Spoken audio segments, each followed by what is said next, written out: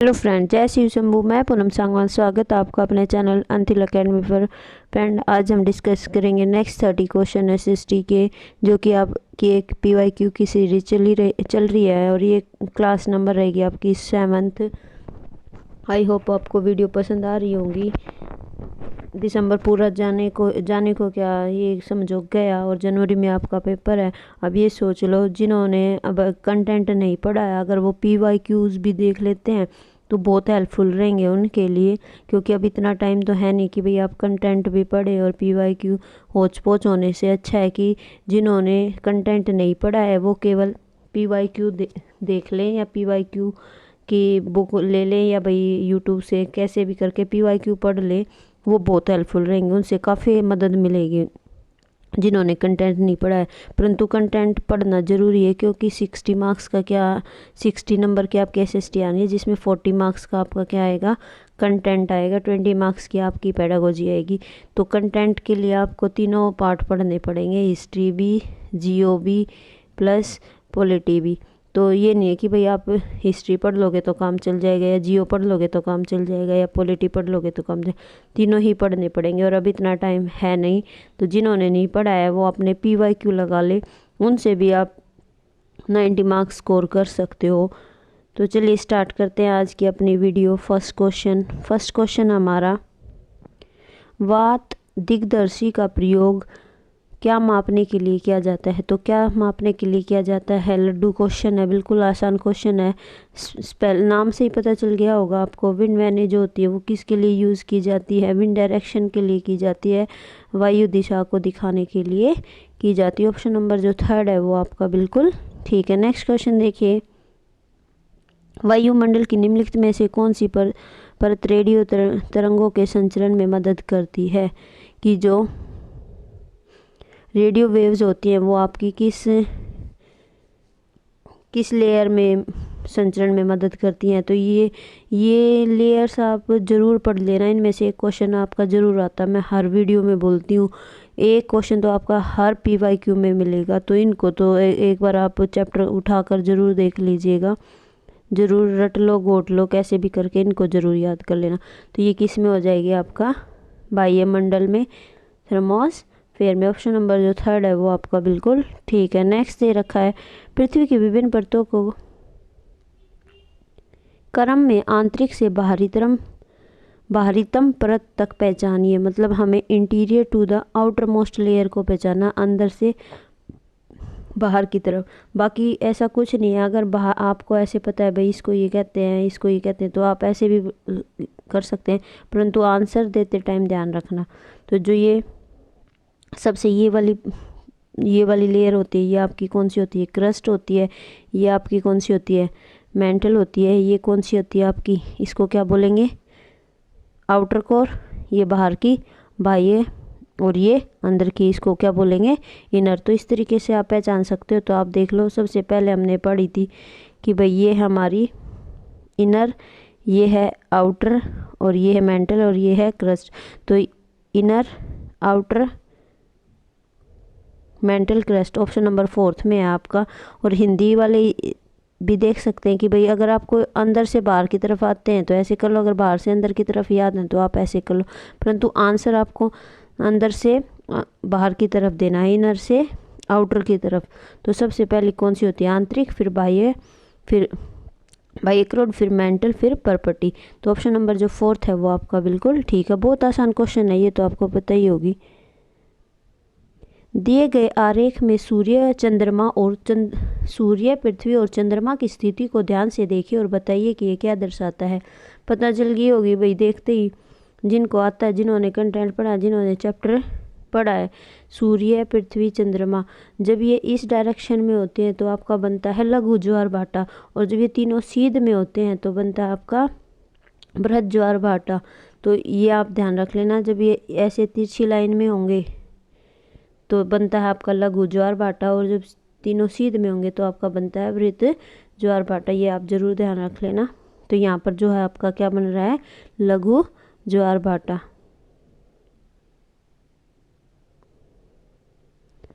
Next question, जब नदी मैदान में प्रवेश करती है तो ये मुड़ जाती है और बड़े मोड़ बनाकर बहती है, जो कहलाता है, क्या कहलाता है?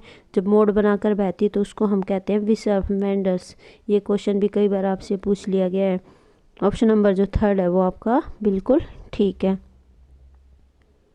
अधिकांश दुर्गम क्षेत्रों और आपदाओं के समय लोगों को बचाने के लिए भोजन, जल, कपड़े और दवाओं को वितरित करने के लिए यातायात का कौन सा साधन बेहद उपयोगी है? आपको पता होगा जब भूकंप, बाढ़ इस तरीके की आपदा आ जाती है तो सबसे बेस्ट तरीका कौन सा माना जाता है? आपका एयरवे माना जाता है। जैसे हेलीकॉप्टर से लोगों की मदद की जाती है, उनको खाना पहुंचाया जाता है, उनको बाहर निकाला जाता है, तो हेलीकॉप्टर की मदद ली जाती है, सेना को वहाँ पर उतारा जाता है। तो एयरवे जो है आपका बेस्ट रहता है। तो ऑप्शन नंबर 1 है वो आपका बिल्कुल ठीक है। नेक्स्ट क्वेश्चन देखिए। भूगोल की वह शाखा जो विशिष्ट मानव जनसंख्या की संरचना के विषय से संबंधित है कहलाती है? नगरीय भूगोल, जैव भूगोल, जनसंख्यिकी, मानव भूगोल, urban geography, bio geography, demography, human geography. तो वो क्या कहलाती है? जनसंख्यिकी उसको कहा जाता है। ऑप्शन नंबर जो 3 है वो आपका बिल्कुल ठीक है। नेक्स्ट क्वेश्चन देखिए। अभिकथन है सूर्य गुजरात में अरुणाचल प्रदेश से लगभग 2 घंटे बाद अस्त होता है। ये कह रहे हैं कि गुजरात में जो सूर्य है वो अरुणाचल प्रदेश से 2 घंटे बाद में अस्त होता है। कारण दे रखा है अरुणाचल प्रदेश गुजरात की तुलना में उच्च अक्षांश पर स्थित है। तो देखिए ये है आपका पूर्व, यहाँ पर आपका अरुणाचल प्रदेश, ये है आपका पश्चिम, यहाँ पर आपका गुजरात। तो ऑब्वियसली बात है, ये बात तो ठीक है कि आपका जो गुजरात में सूर्यास्त बाद में होगा, क्योंकि यहाँ पर सूर्य पूर्व में निकलता है, यहाँ पर पहले निकलता है, तो पहले अस्त भी होगा। कारण दे रखा है इन्होंने अरुणाचल प्रदेश गुजरात की तुलना में उच्च अक्षांश पर स्थित है। तो ये ऑप्शन आपका क्या है? ठीक है, परंतु जो इसका कारण है वो सही नहीं है। तो इस तरीके से आपका आंसर क्या बन जाएगा कि ए और बी दोनों सत्य हैं, लेकिन आर ए को स्पष्ट नहीं करता। जो आर है वो ए की सही व्याख्या नहीं है। वैसे दोनों ठीक है कि 2 घंटे बाद ही अस्त होगा, क्योंकि वहाँ पर सूर्य पहले निकलता है। गुजरात आपका पश्चिम में, वो आपका पूर्व में है। इनके बीच में देशांतरीय डिफरेंस होने की वजह से, अगर हम देखें यहाँ पर किस वजह से बाद में अस्त होता है, तो देशांतरीय जो डिस्टेंस है वो ज़्यादा होने की वजह से 2 घंटे बाद अस्त यहाँ पर होता है। नेक्स्ट देखिए। निम्नलिखित में से कौन सा ऊर्जा का गैर परंपरागत स्रोत है? Which one of the following is a non conventional source of energy?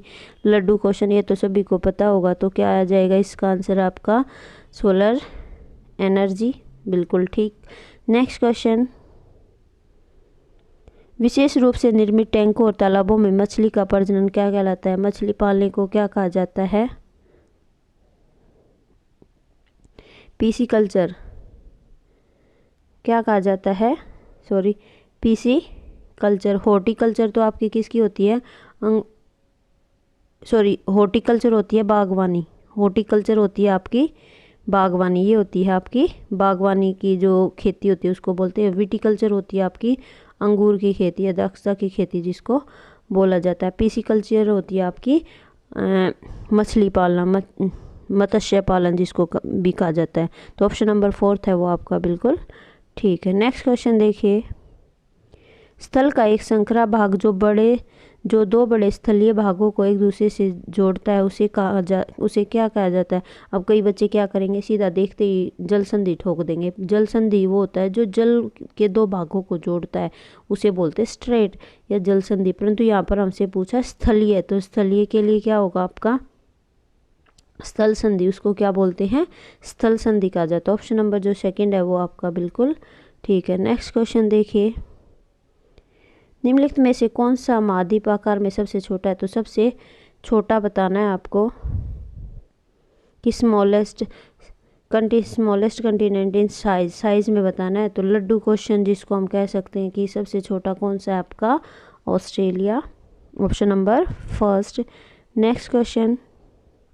उच्च प्राथमिक स्तर पर सामाजिक विज्ञान में शामिल है, क्या क्या शामिल है? तो ये आपको पता होगा कि आप क्या क्या पढ़ते हो उच्च प्राथमिक स्तर पर। हिस्ट्री पढ़ते हो, जियोग्राफी पढ़ते हो, पॉलिटी पढ़ते हो और इकोनॉमिक्स पढ़ते हो। तो ये आपके शामिल होंगे। ये किस ऑप्शन में आप देख लीजिए, हिस्ट्री, जियो, इकोनॉमिक्स सोशलॉजी नहीं आएगा, तो आपका आएगा हिस्ट्री, जियोग्राफी, पॉलिटी और इकोनॉमिक्स। यस, ऑप्शन नंबर जो थर्ड है वो आपका बिल्कुल ठीक है, इतिहास, भूगोल, राजनीति शास्त्र और अर्थशास्त्र, option number third. Next question, आगमनात्मक अधिगम निम्नलिखित में से किस विधा का विरोधाभासी है? Inductive learning is contradictory to which one of the following approaches? तो किसका विरोधाभासी है? तो ये है आपका व्याख्यानात्मक जो शिक्षण है उसका विरोधी है, ऑप्शन नंबर जो फर्स्ट है वो आपका बिल्कुल ठीक है। नेक्स्ट क्वेश्चन देखिए, दिए गए कथनों ए और बी को पढ़िए और सही उत्तर का चयन कीजिए। आलोचनात्मक सोच धारणाओं के निर्माण तथा विचारों के अनुप्रयोग और विस्तार को बढ़ावा देती है, बिल्कुल ठीक है कि जो क्रिटिकल थिंकिंग है वो प्रमोट करती है नए नए कंसेप्ट बनाने को या नए नए आइडियाज़ के लिए, बिल्कुल ठीक है। तो ऑप्शन जो फर्स्ट है वो हमारा बिल्कुल ठीक है। ये दूसरों के तर्कों और विश्वासों को समझने और मूल्यांकन करने में मदद नहीं करती, जबकि मदद करती है, तो ये आपका क्या हो गया? गलत हो गया। It does not help in understanding and evaluating arguments and belief two of others, तो यहाँ पर नहीं वर्ड गलत हो गया, जबकि ये मदद करती है। तो इस तरीके से आपका ए सही है और बी गलत है। ये किस में दे रखा है? ए सत्य है और बी असत्य है। ये है आपका फर्स्ट, ऑप्शन नंबर जो फर्स्ट है वो आपका बिल्कुल ठीक है। नेक्स्ट, अनुभवजन्य साक्ष्य क्या होते हैं? एम्पेरिकल एविडेंस जिसको कहा जाता है, तो किसको कहा जाता है? जहाँ पर हम किस चीज़ को अपने सेंसेस को यूज़, जो हमारी सेंस होती है उनको यूज़ करते हैं। तो पढ़िए ऑप्शन क्या दे रखे हैं? इंद्रियों के माध्यम से वास्तविक दुनिया में एकत्रित आंकड़े, अनुसंधान के लिए संख्यात्मक दृष्टिकोण, मैट्रिक इकाइयों में मापे गए आंकड़े, आंकड़ों के संग्रह में विश्वसनीय तरीकों का उपयोग, एकत्रित आंकड़े। तो जहाँ पर किसका यूज़ किया जाता है? सेंसिस का यूज़ किया जाता है और डाटा गैदर किया जाता है। ऑप्शन नंबर फर्स्ट आपका बिल्कुल ठीक है। Empirical evidence, data gather in the real world through the senses, option number first आपका बिल्कुल ठीक है। नेक्स्ट क्वेश्चन देखिए, भौतिक विशेषताओं के मॉडल प्रकृतियाँ डैश शिक्षण के लिए सबसे बेस्ट अधिगम सबसे अधिक उपयुक्त है? The model replicates of physical features are most suitable for teaching. तो किसके लिए? जब फिजिकल की बात आ गई, आपकी फिजिकल फीचर्स की बात आ गई, तो इट मीन्स वहाँ पर किसकी बात हो रही है? आपकी जियोग्राफी की बात हो रही है। ऑप्शन नंबर जो थर्ड है वो आपका बिल्कुल ठीक है। नेक्स्ट देखिए, स्थानीय समाचार पत्र से मौसम की जानकारी का संग्रह किस प्रकार का स्रोत है? तो ये किस प्रकार का स्रोत है? आपका प्राथमिक स्रोत है। ऑप्शन नंबर जो फर्स्ट है वो आपका बिल्कुल ठीक है। नेक्स्ट क्वेश्चन देखिए, सीखने की अक्षमता वाले शिक्षार्थी किस प्रकार की कक्षा में अन्य छात्रों के साथ सीखते हैं? जब अन्य छात्रों के साथ सब बच्चे मिलकर सीखते हैं तो उसको हम क्या कहते हैं? अन्यन, विशेष, समावेशी, आधुनिक, एक्सक्लूसिव, स्पेशल, इंक्लूसिव, मॉडर्न। तो उसको क्या कहा जाता है? इंक्लूसिव एजुकेशन कहा जाता है, जिसमें सभी बच्चे एक साथ मिलकर सीखते हैं। नेक्स्ट क्वेश्चन, निम्नलिखित सिद्धांत किसने दिया है? सभी बच्चे विकास के समान अनुक्रम से गुजरते हैं लेकिन विभिन्न दरों से, इसलिए शिक्षक को पूरी तरह से कक्षा के लिए नहीं बल्कि व्यक्तिगत बच्चों और छोटे समूह के लिए गतिविधियों की योजना बनानी चाहिए। All children go through the same sequence of development but at different rates. जब इसकी बात आ जाती है तो ये किसने कहा था? आपके जे पैजे ने कहा था कि सभी बच्चे जो हैं वो समान, अनुक्रम तो उनका समान होता है परंतु जो उनका रेट होता है वो अलग अलग होता है, इसलिए सभी को ध्यान में रखा जाना चाहिए। ये किसने कहा था? जे प्याजे ने आपके ने कहा था, ये कथन उनका है। नेक्स्ट क्वेश्चन देखिए, कक्षा में सहकारी शिक्षा को बढ़ावा देने के लिए एक शिक्षक को चाहिए। In order to promote cooperative learning in the classroom a teacher should. Cooperative learning को बढ़ाने के लिए क्या करना चाहिए? छात्रों को बहस और चर्चा में लगाए, उन्हें व्यक्तिगत परियोजनाएं दे, काम के लिए कक्षा को छोटे समूह में विभाजित करें, परियोजना को करने के लिए उन्हें विभिन्न स्रोत प्रदान करें। तो छात्रों को किसमें बहस और चर्चा में लगाएं तो उन कोऑपरेटिव लर्निंग क्या है आपकी बढ़ेगी, बच्चे जल्दी से सीखेंगे। नेक्स्ट क्वेश्चन, एक आत्मनिर्देशित आत्म अनुशासित सोच जो एक उच्च तरीके से गुणवत्ता के उच्चतम स्तर पर तरक्क करने का प्रयास करते हैं उसे क्या कहते हैं। सभी को पता होगा कि इस तरीके की सोच को क्या कहा जाता है, क्रिटिकल थिंकिंग, आलोचनात्मक सोच। बाकी आप ऑप्शन पढ़ सकते हो, जटिल सोच, बुद्धिमान सोच, अमूर्त सोच। तो इस सोच को क्या कहा जाता है, क्रिटिकल थिंकिंग। नेक्स्ट क्वेश्चन,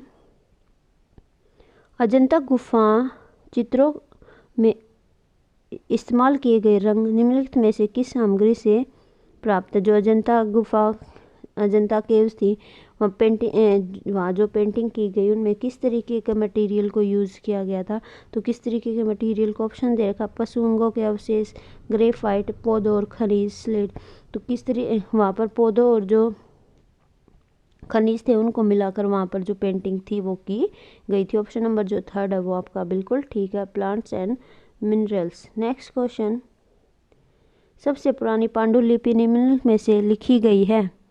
ताड़पत्रों पर, पत्थरों पर, कागज पर, लकड़ी पर। ये आपने पढ़ा है हिस्ट्री के चैप्टर में कि जो हमारी पांडुलिपि है हिस्ट्री का एक सोर्स है वो किस पर लिखी गई, ताड़ के पत्रों पर लिखी गई। ऑप्शन नंबर जो फर्स्ट है वो आपका बिल्कुल ठीक है। नेक्स्ट क्वेश्चन देखिए, मानव इतिहास में निम्नलिखित में से कौन सी अवधि या काल सबसे लंबी है। बहुत आसान क्वेश्चन। तो सबसे लंबा जो काल था वो हमारा कौन सा था, पुरापाषाण काल। आगे पढ़ने की जरूरत ही नहीं है, पुरापाषाण काल हमारा सबसे जो लंबा काल रहा है, लंबी अवधि जिसकी रही है। ऑप्शन नंबर फर्स्ट बिल्कुल आपका ठीक है। नेक्स्ट देखिए, मेहरगढ़ पाकिस्तान के बोलन दर्रे के पास एक उपजाऊ मैदान है, बिल्कुल ठीक है। यहाँ खेती और पशुपालन के साक्ष्य पाए गए हैं, बिल्कुल ठीक है। दोनों चीज़ बिल्कुल ठीक है। तो क्या ऑप्शन आपका हो जाएगा, ए और बी दोनों क्या है, सत्य है। ऑप्शन नंबर फोर्थ है वो आपका बिल्कुल ठीक है। नेक्स्ट क्वेश्चन, भारत के निम्नलिखित राज्यों में से किस एक राज्य में हड़प्पा नगर के सबसे बड़ी संख्या में साक्ष्य मिले हैं। क्वेश्चन को ध्यान से पढ़ना है, यहाँ पर पूछा है सबसे बड़ी संख्या में। तो सबसे बड़ी संख्या में कहाँ पर मिले, पंजाब, हरियाणा, गुजरात, जम्मू कश्मीर। तो सबसे ज़्यादा कहाँ पर मिले आपके, गुजरात में। ऑप्शन नंबर जो थर्ड है वो आपका बिल्कुल ठीक है। ऋग्वेद मूल रूप से निम्नलिखित में से किस भाषा में रची गई थी। तो ऋग्वेद आपका किस भाषा में लिखा गया है, संस्कृत भाषा में लिखा गया है। बिल्कुल आसान क्वेश्चन, ये तो सभी को पता हो गया आपको। 6ठी शताब्दी ईसा पूर्व में मगध महाजनपद के पहले शासक कौन थे। महावीर, प्रसेनजीत, बिंबिसार, अजातशत्रु। तो कौन थे, बिंबिसार थे पहले शासक। मगध महाजनपद के पहले शासक बिंबिसार थे और इनको श्रेणिक नाम से भी जाना जाता है। किस नाम से भी जाना जाता था, श्रेणिक नाम से भी जाना जाता था। और बाद में इन्होंने अपने पुत्र को ही शासन पर बिठा दिया था। ये अजातशत्रु थे वो बिंबिसार का क्या था, बेटा था। ये आप यहाँ से 2 क्वेश्चन और रेडी हो गए। इसका बेटा था ये अजातशत्रु और इसको श्रेणिक नाम से भी जाना जाता था। ऑप्शन नंबर जो थर्ड है वो आपका बिल्कुल ठीक है। नेक्स्ट क्वेश्चन देखिए, आज का लास्ट क्वेश्चन। नेक्स्ट 30 क्वेश्चन करेंगे हम नेक्स्ट वीडियो में, क्योंकि 60 क्वेश्चन अगर एक साथ करते तो वीडियो बहुत ज़्यादा लंबी हो जाती है और जो कि आप देखना पसंद भी नहीं करोगे। इसलिए आज का लास्ट क्वेश्चन, निम्नलिखित में से कौन सा बौद्ध धर्म के त्रिरत्नों में से नहीं है, 3 ज्वेल्स ऑफ बुद्धिज्म। तो बुद्ध है, धम्म है, संघ है, अहिंसा नहीं है। ये 3 त्रिरत्न थे उसके, बुद्ध, धम्म, संघ, अहिंसा नहीं है। तो ऑप्शन नंबर जो थर्ड है वो आपका बिल्कुल ठीक है। आई होप आपको वीडियो पसंद आई होगी। ये थे आज के हमारे 30 क्वेश्चन। कमेंट करके मुझे बताइएगा आपके कितने क्वेश्चन ठीक रहे या आपके लिए ये वीडियो कितनी हेल्पफुल रही, ये कमेंट करके भी आप बता सकते हैं। और अपना साथ मेरे लिए बनाए रखें, क्योंकि आपका साथ मेरे लिए बहुत ज़रूरी है। ये मुझे एक पॉजिटिविटी देता है कि हाँ भाई मैं सही करा रही हूँ या आपके हेल्पफुल ये वीडियो आपके लिए हेल्पफुल रह रही है या नहीं रह रही। क्योंकि पॉजिटिविटी, आगे बढ़ने के लिए पॉजिटिविटी ज़रूरी है और वो मुझे मिलेगी आपसे। तो आप अपना साथ मेरे लिए बनाए रखिए। Thanks for watching. मिलते हैं नेक्स्ट वीडियो में, जब तक के लिए जय शिव शंभू।